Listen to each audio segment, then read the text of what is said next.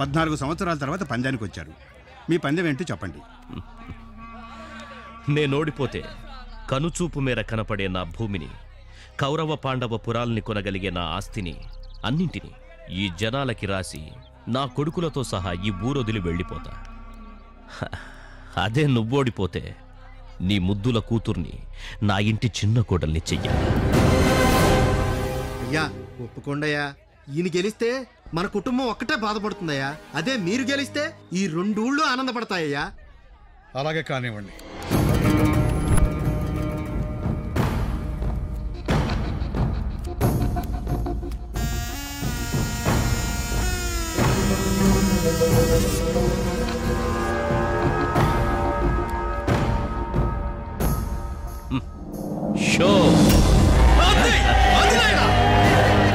ముహూర్తం పెట్టుకుని వస్తా.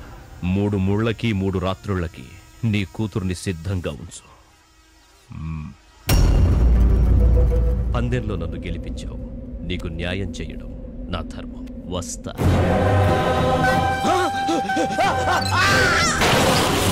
సాక్ష్యం బయటపడకూడదని రంగాన్ని భూస్థాపితం చేశాడు.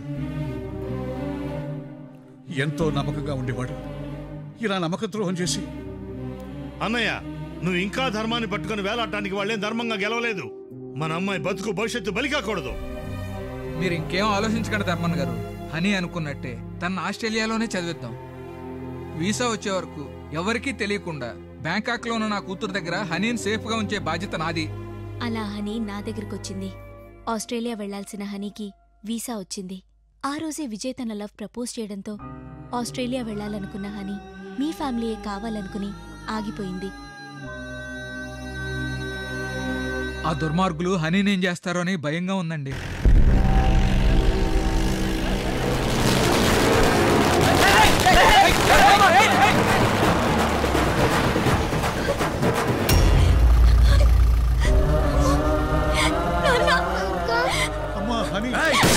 పోయినసారి మేము పందెం గెలిస్తే పిల్ల పారిపోయిందని అడ్డమైన నాటకాలు ఆడారు.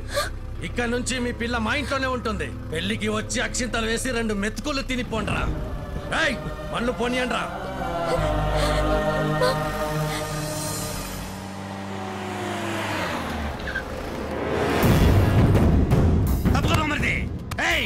రావే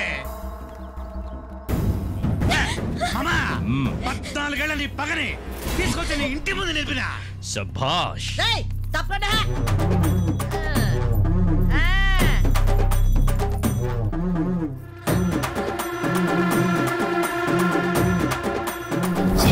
మంచం సిద్ధంగా ఉంది, రాయే.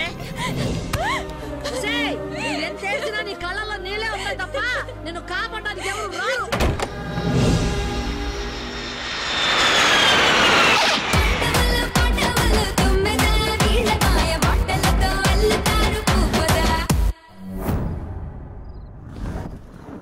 అదే బాబు సుయోధన ఇల్లు. సుయోధన ఇంట్లోకి వెళ్ళటం అంటే పులిబోన్లోకి ఎంటర్ అయినట్టే. ఆ ఇంట్లో ఉండేది మనుషులు కాదు, రాక్షసులు. వాళ్ళు ఎవరైనా సరే, ఎంత డేంజర్ అయినా సరే, మేము హనీని తీసుకువెళ్ళడానికి వచ్చాం, తీసుకునే వెళ్తాం. అది కాదు బాబు. మీరు మాకు హెల్ప్ చేయగలరా లేదా? సరే, ఈ రాత్రికే మన సత్తిగాడి వాటర్ ట్యాంక్ ద్వారా మీ అందరు లోపలికి వెళ్ళి ఏర్పాటు చేస్తాను. తొందరగా నోట్ చెయ్యి. రే రండ్రా. ఏందన్నా? మంచి సీన్ చూపిస్తా. కొత్త స్వామి సరసాలు.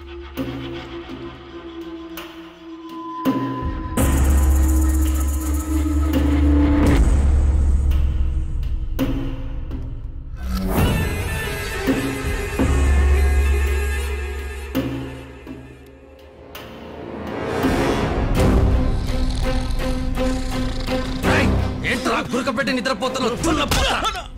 పెళ్ళయ్యేంత వరకు జాగ్రత్తగా కాపలా కాయండి అని చెప్తే ఇంట్లో వచ్చి పడుకుంటా. తేడా వస్తే తలలు తెగుతాయి.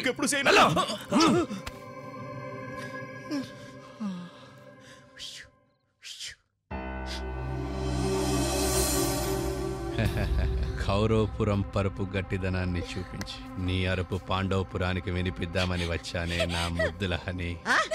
ఏందే బెట్టు చేస్తుండా? పట్టుకున్నది కాబోయే పెనుటే కదా, ఆయన హత్తుకోవాల్సింది పోయి అట్లా అరుస్తావెందుకు? తెలుసా ఎన్నిసార్లు చెప్పాలి? మొరకంచుతో పెట్టాల్సిన చోట 4 వాతులు పెట్టి దానిని దారిలోకి తెస్తా. పదరా గజా. వస్తా.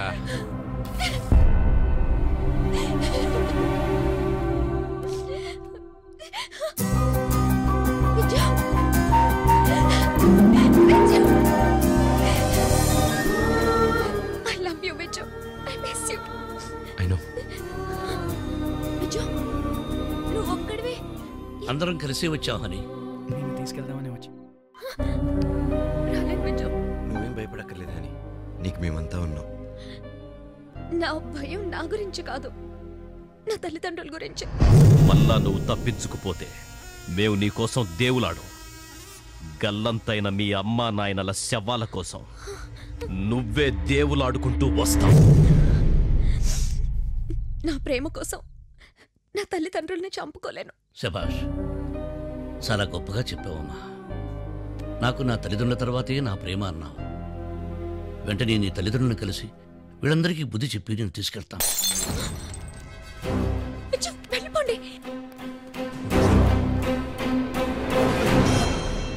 అమ్మా, బ్యాంకాక్ నుంచి నేరుగా ఏడకే వచ్చేసినారా? దొరికారు. మిమ్మల్ని అందరినీ క్వారీలుగా పెడతా మామా.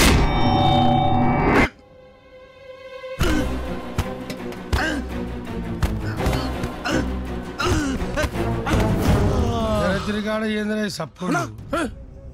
గజేంద్ర కింద పడింది. సొట్టపడానా? అరే మనకెందుకు రా బాను, వాళ్ళు వచ్చి మొక్కేరుదేగా, తీసి చూడరుగా, తిప్పిపెట్టు. నా తెలిస్తే మన గదులు వలుగుతాయి. అరే ఎంత చెప్పినా అయినా రాయుడు ఫుల్ గా తాగడం, కాలి బట్ట లెక్క కింద పడడం. రక్తం వస్తుందనా? రానున్న అజ్ఞాతవాస కాలంలో ఈ శాపం నీకు వరంగా పరిణమిస్తుంది.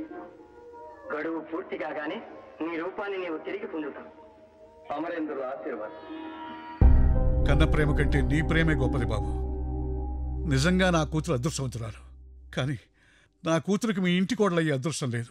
మేము ఒప్పుకున్నా పందెం ప్రకారం హనీని వాడి కోడలు చేయకపోతే రెండూళ్ళు ఒప్పుకోవు. ఫలితం అనుభవించక తప్ప.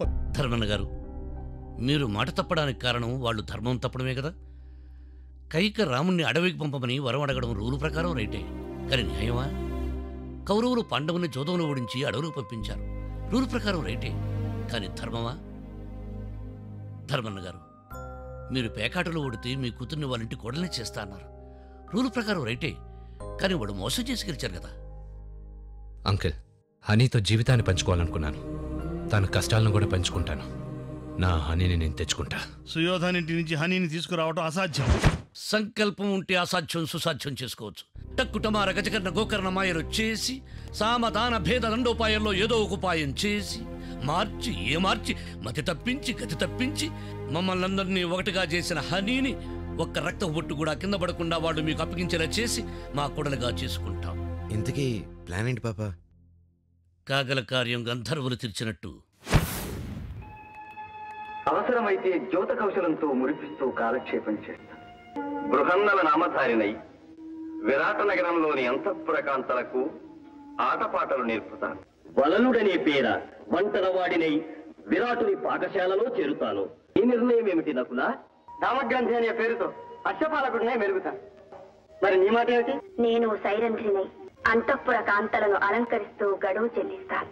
గడువు తీరేలోగా మనలో ఏ ఒక్కరం బయటపడినా మళ్ళీ 12 సంవత్సరాలు అరణ్యవాసం చెయ్యాలి. అందరూ ఈ మాటనే మనసులో పెట్టుకుని మరీ మెరగండి. మురారి గారు, ఆ సుయోధరికి ఎవరైనా మిత్రులు ఉన్నారా? ఒకే ఒక్కడున్నాడు, బురుడీ జమీందార్. రేపు వాళ్ళ ఇంట్లో పెళ్లి.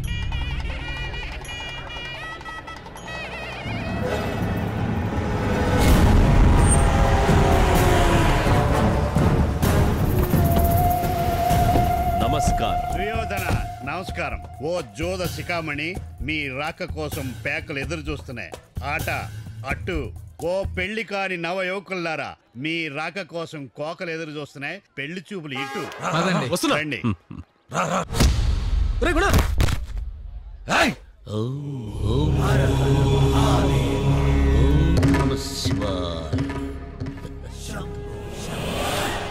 ఎవరయ్యా నువ్వు? వేషం విచిత్రంగా ఉంది. తూర్పు నడుగు సూర్యుడు చెబుతాడు, పశ్చిమాన్నడుగు వాయుదేవుడు చెబుతాడు, ఉత్తరాన్నడుగు కాలభైరవుడు చెబుతాడు, ఫైనల్ గా దక్షిణాన్ని అడగండ్రా, రాబోయే మీ మృత్యువు గురించి యముడు చెబుతాడు. మమ్మల్ని చూస్తే చావే బావరమంటాది. సరిగ్గా 14వ నిమిషంలో మీ అన్నదమ్ముడిద్దరిని మృత్యు మృత్యువు కబళించబోతుందిరా మూర్ఖులారా. జోకులేస్తున్నాడు మన గండమేందిరా ఎవడ్రాయుడు. గ్రహచారం గంటా మారేతో గ్రహరాజ్ ఎంటర్ హోతా హై. క్షణ క్షణం ఏం జరుగుతుందో ప్రతి క్షణం చెప్పగలిగేవారు. సరిగ్గా 14 నిమిషాల తర్వాత మీరే ఆయన్ని వెతుక్కుంటూ వస్తారు. రమ్మి ఆటలో రాజ్యాలే పోగొట్టుకున్నవారు మీతో ఆడి గెలిచేవాడు ఎవడు మిత్రమా? గెలుపు నా ఇంటి పేరు. ఇంటి పేరు మార్చారా? నిన్నటిదాకా అందరం అలాగే అనుకున్నాం సుయోధన్ గారు. నిన్న రాత్రి ఒకరిని చూసాం, వాడు గెలుపుకు మారుపేరులా ఉన్నాడు. ఎక్కడుంటాడు వాడు?